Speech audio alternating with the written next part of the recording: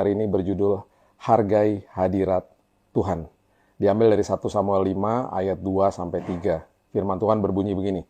Orang Filistin mengambil tabut Allah itu, dibawanya masuk ke kuil Dagon dan diletakkannya di sisi Dagon.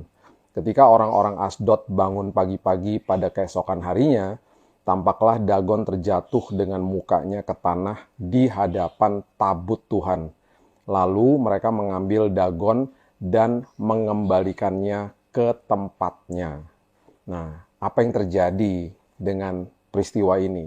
Dan apa artinya sebuah hadirat Tuhan? Tabut perjanjian di perjanjian lama itu merupakan lambang daripada hadirat Tuhan. Ya, bahkan Tuhan hadir di situ ketika para imam besar masuk ke dalam ruang Maha Kudus di Bait Allah di dalam sebuah prosesi hari pendamaian.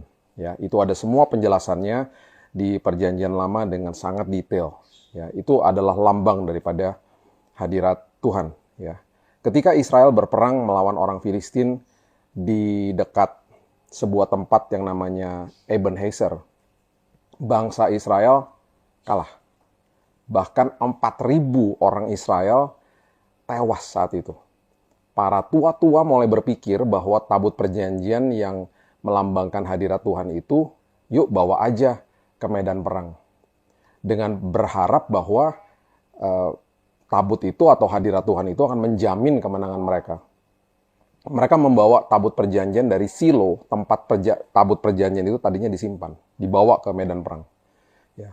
Orang Israel bersorak kegirangan lah ketika tabut perjanjian itu tiba. Wah, mereka berpikir bahwa oh udah selesai nih, semua peperangan kita akan pasti menang gitu ya.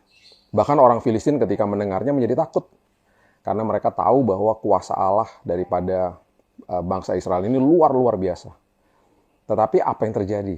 Tabut hanya sekedar tabut saja.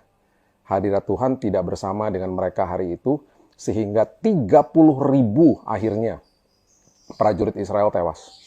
Dan tabut perjanjian direbut bahkan hari itu oleh musuh mereka yaitu bangsa Filistin.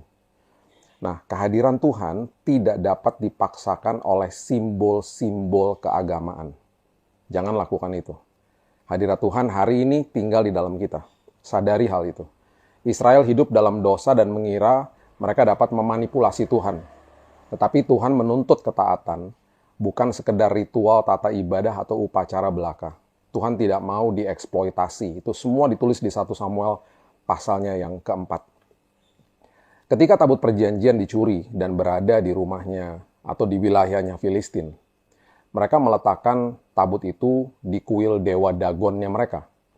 Nah, keesokan paginya, seperti ayat yang kita baca tadi, patung Dagon, dewanya orang Filistin itu jatuh tertelungkup di depan tabut perjanjian Tuhan. Mereka menegakkan kembali patung dewa Dagon itu, tetapi keesokan harinya dewa Dagon itu, patung itu jatuh lagi. Kali ini bahkan hancur berkeping-keping. Nah, kuasa Tuhan itu lebih tinggi daripada semua apapun berhala dan dewa-dewa palsu yang ada di dalam dunia ini. 1 Samuel 5 ayat 1-3 menjelaskan dengan sangat detail peristiwa ini. Mari kita belajar untuk menghargai hadirat dan kuasa Tuhan dalam hidup kita setiap hari. Jangan jadikan Tuhan itu ban serep. Hanya ketika kita butuh saja, baru kita berdoa, minta pertolongannya. Kita nggak sadar bahwa dia itu selalu ada dan hadir dalam hidup kita sebagai orang percaya. Seharusnya kita intim dan menghargai hadiratnya yang tidak pernah meninggalkan kita loh. Dan bahkan kasihnya tanpa kondisi hari ini. Itu semua peristiwa yang tadi kita baca itu adalah semua peristiwa di perjanjian lama. Nah, Roh Kudus yang diam di dalam kita hari ini senantiasa menuntun dan memberikan petunjuk. Ya, jadi jangan berpikir bahwa hadirat Tuhan itu bisa kita hadirkan dengan tata-tata ibadah atau ritual-ritual saja. Atau ritual agamawi, nggak bisa. Hadiratnya selalu nyata dalam hidup kita setiap hari. Selalu ada di dalam sini. Roh Kudusnya tinggal di sini kok. Sebagai orang-orang percaya, gitu ya. Jadi jangan kutuskan apapun dan siapapun di dunia ini. Dan jangan jadikan apapun dan siapapun dewa atas hidup kita. Hargai hadirat Tuhan yang sudah tinggal di dalam sini. Ya, yang sudah Ia nyatakan dengan tinggal di dalam kehidupan kita melalui Roh-Nya yang kudus. Itu sebabnya hari lepas hari nikmati hadirat Tuhan. Nikmati kebersamaan bersama dengan Dia setiap hari. Ngobrol sama Dia. Bahkan inilah gunanya kita bangun pagi, kita mendengar firman, kita berdoa bersama, supaya kita bisa memasuki hari kita dengan keintiman bersama dengan Tuhan. Dan sepanjang hari jangan lupa, berbicaralah sama dia. Kita bisa ngobrol kapan saja kok, dia ada di dalam sini. Minta hikmat, minta petunjuk, minta pertolongan, apapun itu kebutuhan kita setiap hari, dia ada di dalam sini. Hargai hadirat Tuhan. Jangan ilahkan hal-hal yang lain di dalam hidup ini.